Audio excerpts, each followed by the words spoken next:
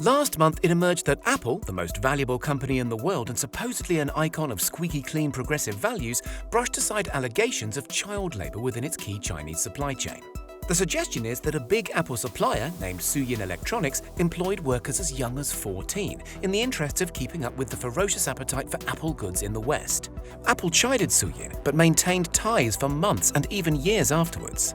With new allegations like this and a spate of suicides associated with the brand's manufacturing base over the years, we thought it was time we put on our lanyards and take a peek inside an iPhone factory in China. The first and most important thing to understand is that Apple factories in China aren't technically Apple factories at all.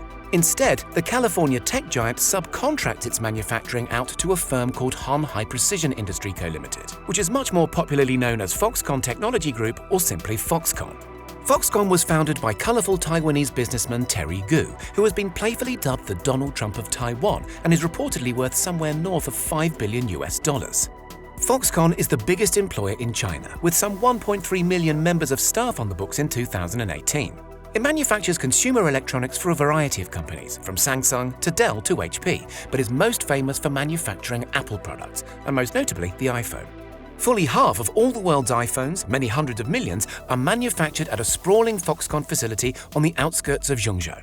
Zhengzhou is a city of around 9.5 million people in Hunan province, historically a poverty-stricken province of the People's Republic. Locals often refer to the Zhengzhou Foxconn plant as iPhone City, and that's a pretty fair description. At peak times, some 350,000 staff work there, most living in dormitories on site. During the build-up to a big new iPhone release, the plant can produce as many as 500,000 units a day. That's nearly 350 every minute. Around the factory, supporting businesses such as restaurants, massage parlors, and shoe shops have sprung up to support the mammoth workforce.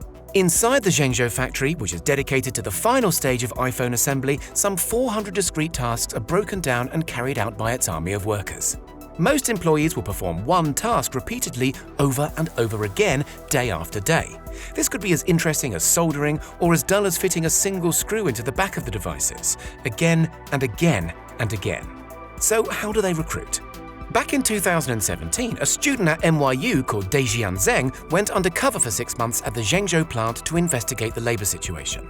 According to Zeng's report, all he had to do to get hired was join a queue of eager applicants outside the factory. Zeng was asked for his identification and retired to recite the English alphabet as it was in common use in the factory. Then he was in.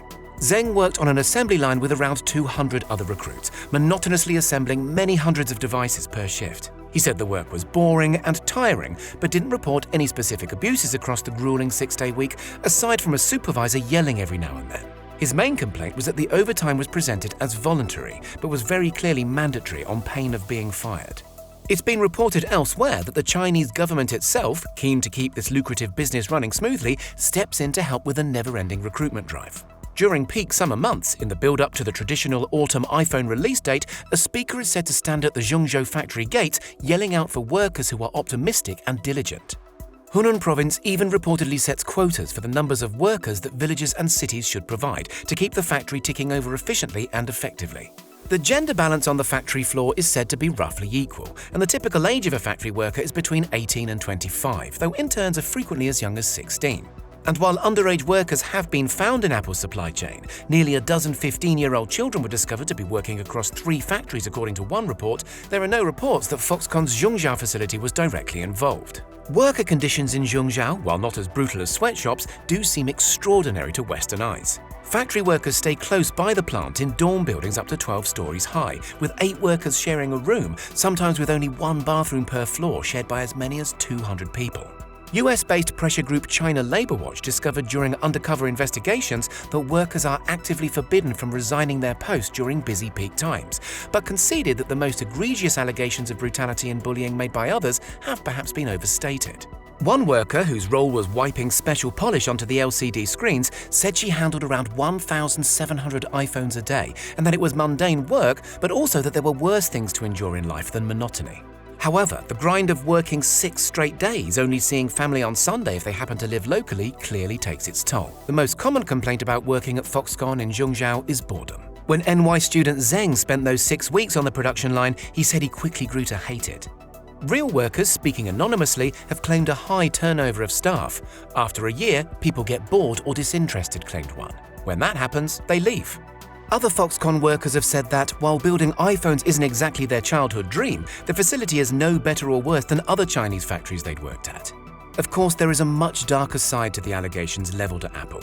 Although not directly related to the assembly plant in Zhengzhou, it has been reported that Apple products have been made using forced Uyghur labor, an ethnic minority in China who endure horrific working conditions and even wage theft by unscrupulous overseers. According to the New York Times, lawmakers in the United States have proposed legislation designed to curb American companies' ability to use forced Uyghur labor.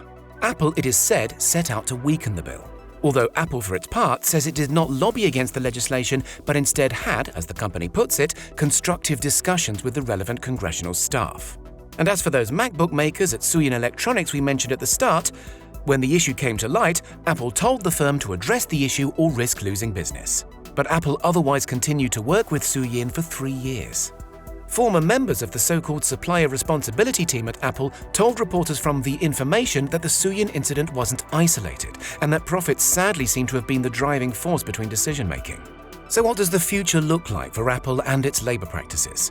As living standards in China inevitably improve, so does the cost of labor, and so the factories may well move elsewhere. Foxconn recently found itself in hot water for exaggerating its staffing requirements to Apple in order to illicitly cream profits from the Californian firm. So it's not always a cozy relationship between the two giants. Most pertinently, Undercover student Zheng observed in 2017 that several stations on the production line where he worked were already taken up by robots, known in-house as Foxbots, a trend that will surely continue. However its iPhones are manufactured going forward into the future, let's just hope Apple's working practices live up to the firm's lofty brand ideals, and that latter-day disciples of Steve Jobs can at least help someone somewhere get a good job. What do you think? Is Apple justified keeping suppliers at arm's length in order to keep costs competitive for the end user? Tell us your ideas in the comments, and don't forget to subscribe for more thought-provoking tech videos.